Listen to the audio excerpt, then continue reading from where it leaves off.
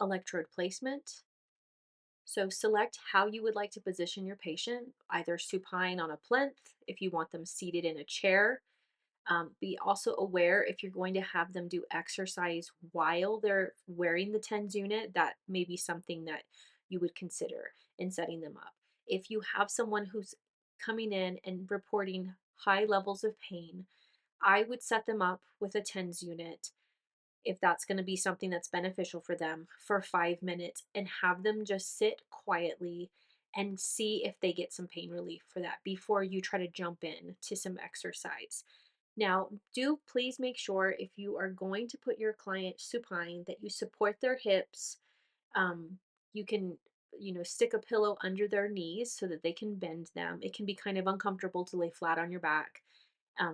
Communicate with your client on what they need. People may not tell you right at a first session, and they may be uncomfortable, and that would impact number one, that the pain relief that they're getting, and number two, if they come back. So ask them which position they may be most comfortable in and set them up that way. I was educated to place electrodes in a diagonal pattern over the muscle belly, but as long as the electrodes are placed adjacent to the pain site and near each other so that the signal can cross the muscle fibers, it's acceptable. You may have to be creative if you've got somebody who's casted, or there's some other issue there, but that's how I was trained to do it. And we'll go over contraindications because we don't want to use a TENS unit on torn or lacerated skin. Here is an image that I created on how I would place some electrodes if I was doing a posterior deltoid pain. You can see how the electrodes are placed there. And I like the little close up of the electrodes itself. So that's just a quick little example of how to place those. Hey, thanks for watching. I hope you feel more confident now after watching that tutorial on TENS. If you want to go deeper and you want more information, consider taking my full course on physical agent modalities.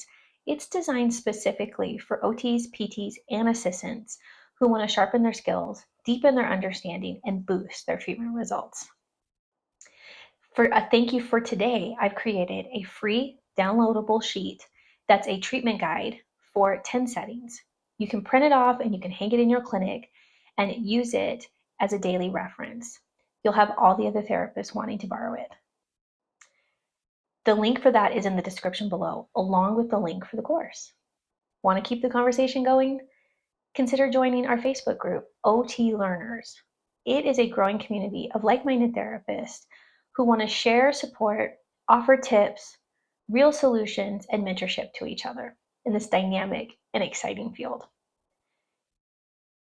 Don't forget, like and subscribe, and share with a colleague. And I'll see you in the next video. Hey, thanks for watching. I hope you feel more confident now after watching that tutorial on TENS. If you want to go deeper and you want more information, consider taking my full course on physical agent modalities. It's designed specifically for OTs, PTs, and assistants who want to sharpen their skills, deepen their understanding, and boost their treatment results.